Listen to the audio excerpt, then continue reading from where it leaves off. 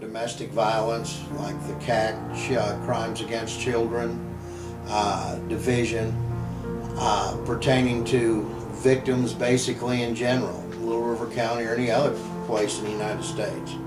I'm a firm believer that people, when victimized, need to be repaid, need to have restitution paid to them. They need things to happen for their behalf.